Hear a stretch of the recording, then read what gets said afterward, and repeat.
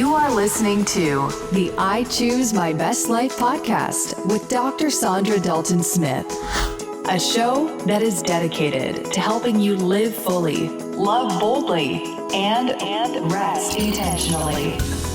For additional resources, visit ichoosemybestlife.com.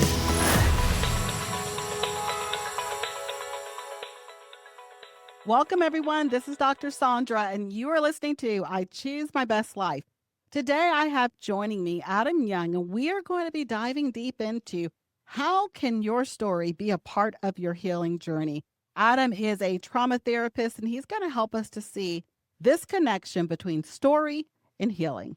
Thank you so much for being here with me today, Adam. I want to take a moment to just let you share a little bit about who you are, what you do, and how did story become a topic that was important to you?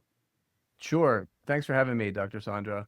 I am a trauma therapist. I'm in Fort Collins, Colorado. I've been doing therapeutic work since 2013 and absolutely love it. About 2012-ish was when I really started engaging people's stories more deeply.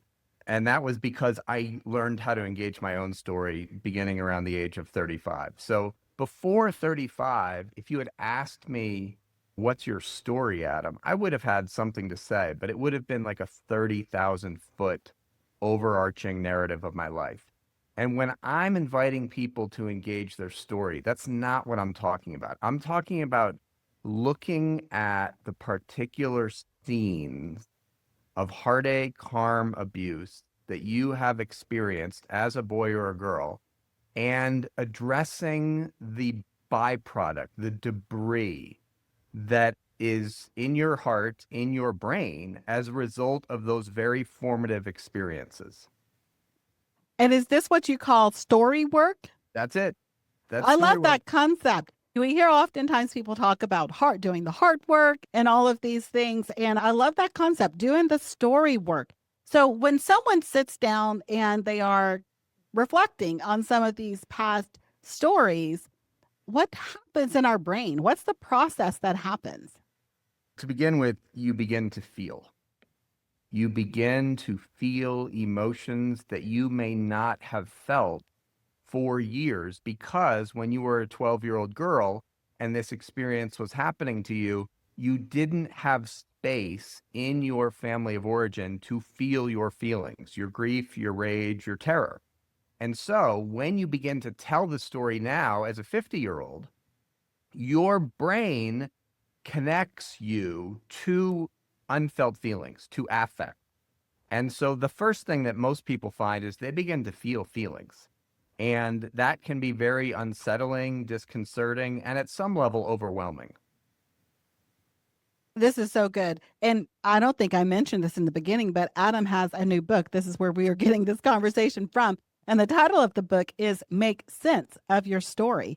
And I love that because I think oftentimes when we look back at our stories, they make no sense. And especially as a child, it's making no sense because you don't have the background and even the ability to rationalize what you're experiencing. So I want to go deeper in what you just stated, because as an older adult, and you're looking back on this thing that happened in childhood, I find that oftentimes, as you mentioned, we're not trained how to deal with our emotions. I feel like many of us have built a history around trying to avoid feeling. Yes. So how do you overcome this objection when so many of us really don't want to feel that pain or whatever it was that we were experiencing at that time? The beginning point is you need to befriend your body. You're a physician, you know this, we have bodies. We are embodied creatures, which means that our bodies from the neck down are feeling physiological sensations all day long. That's just what it means to be an embodied creature. Now, emotions are first a combination of physiological sensations. So anger you might experience as a tightening in the chest, a clenched jaw, your fingers may go into a fist. Though there are physiological sensations associated with anger, with sorrow, with grief, with all the emotions. So to befriend your body is to begin to bring some curiosity to the sensations that you are experiencing as you go about your day. That is so good. And I couldn't agree with you more. I think we've gotten comfortable telling our bodies to shut up. See it a lot within clinical practice. Someone will say, "Oh, I've had that pain forever. I didn't think it was anything," rather than actually befriending their body and actually going deeper into why am I feeling this? You mentioned within this story work that you invite people into that there are different kinds of story. Can you share a little bit about what some of those different types of stories are?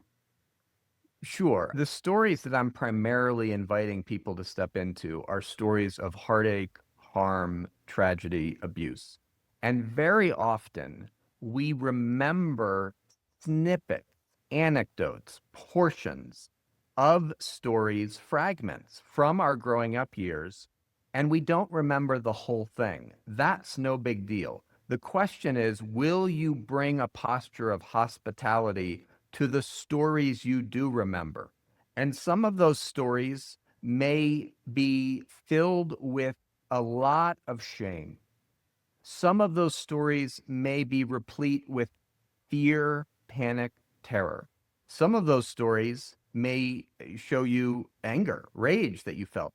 But the question is, are you open to exploring the stories that you, from 2 decades ago, 3 decades ago, that you remember and you're not sure why you still remember? The brain remembers for a reason. So if you have even a fragment of a memory of something that happened to you as a boy or a girl, what is your posture towards that boy or girl in the story? That's the pivotal question. I want to backtrack just a little bit because we started this conversation talking about trauma and you being a trauma therapist, but I think sometimes that word is used so frequently, we lose an ability to really understand, or maybe we never really understood what trauma means, how trauma works and respond, how we respond to it. Can you go a little bit deeper just in the even the definition of what is trauma? Sure. Trauma require two attributes. First, for an event, for a bad event to become traumatic, there are two attributes. Number one, powerlessness. When you were experiencing the awful thing, you were unable to use your voice or move your body in such a way as to make the bad thing stop happening. So powerlessness is number one. Number two attribute for something to be traumatic, abandonment by potentially protective caregivers. So all of us experience, there's no way to be a human being to grow up in this world without experiencing harm. The question is, were you able to run to mom, dad, stepmom, stepdad, some older caring adult and receive comfort, care, engagement, someone to help you process what you experienced? Or was there no one that you could turn to? Even if they were physically present, you knew that talking to them was not going to help. That's the second attribute of trauma, for something to be traumatic. In other words, you feel alone in the midst of something overwhelming. So for a bad event to become traumatic, we're talking about the body. We're talking about physiological sensations getting stored in the body because you did not have sufficient care, support, comfort from the adults in your world to help you process what you endured. Now, you've mentioned some of the body signals that we might experience if we have an unprocessed experience or event, or even when we begin that process of doing the story work. Are there any behavioral patterns or ways of interacting with the world that you have seen that are indicators of an unprocessed experience that may still be affecting someone? Oh my gosh, yes. So many. The way I would say two categories behaviorally.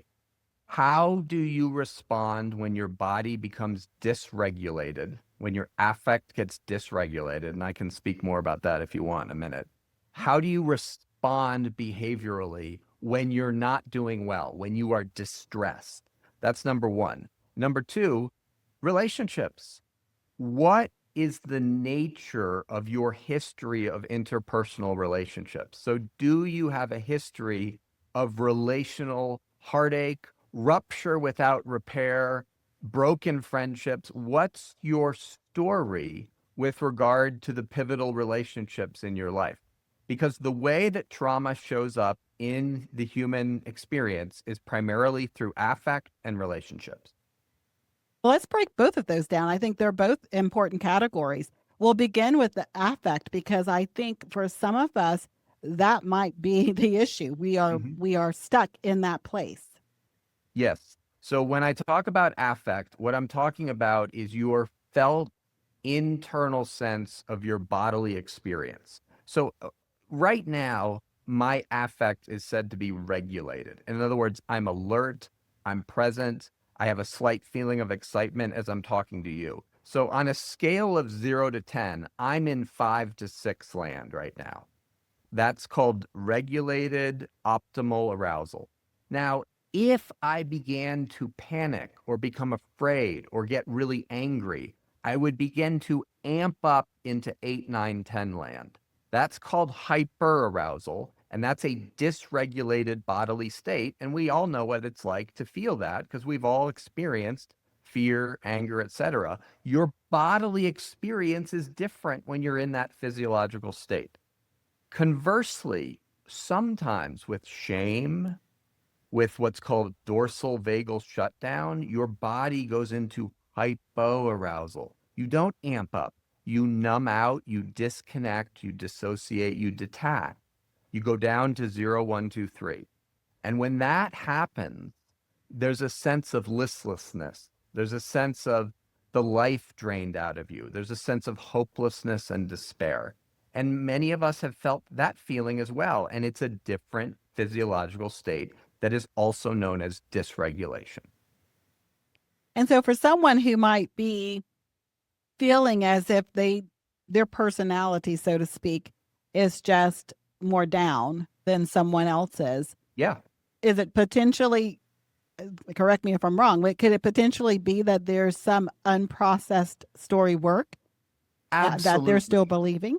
Yes, we all have tendencies based on our attachment history to go either into hyperarousal or into hypoarousal. That's just a tendency of different nervous systems based on their past experiences with their primary caregivers. And so it's helpful to know, are you someone who tends, when you are distressed, to amp up or to shut down? That's really helpful to know because it has implications for your relationships. This is so interesting. I want to now go into the relationships. How can understanding our stories help to improve our relationships? To be human is to be in relationship. Like, we are inherently social creatures. Another way of saying that is we need each other. And some people are really uncomfortable with that fact. I am not created to be an isolated island. I need other people. So, given that, how do I negotiate my need for people and my need for alone time, individuation, differentiation? How do I negotiate my need for relational connection and my need for autonomy?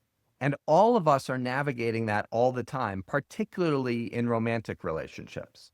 So your story in your growing up years is going to inform the way you go about not just romantic relationships, but all friendships. You know, I find it interesting that you mention in your book, Making Sense of Your Story, that kindness towards ourselves is a crucial part of the healing journey. And I Yes. find that many of us, we can be kind to everybody except for ourselves. So, Yes.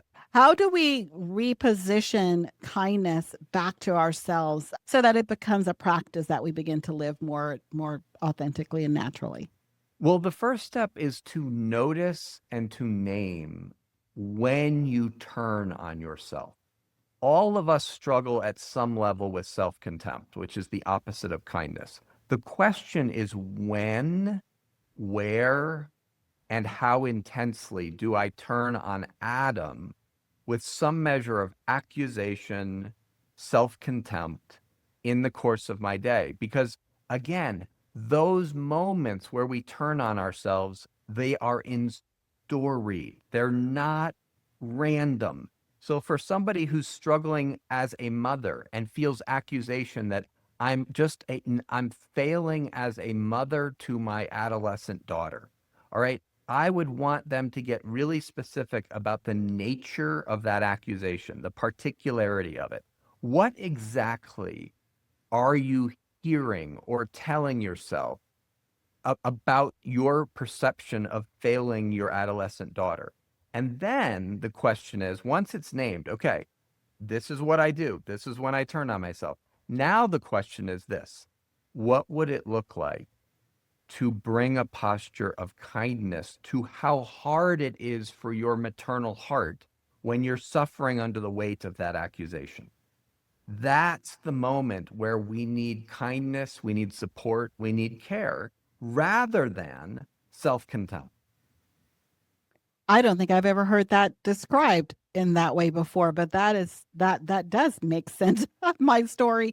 And I think of a lot of other people when you find yourself being your own worst enemy about whatever that situation is.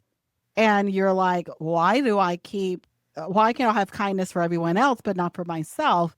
And I love that you bring this whole concept, you bring the science, which I love, right alongside a knowledge that we also co-author with God.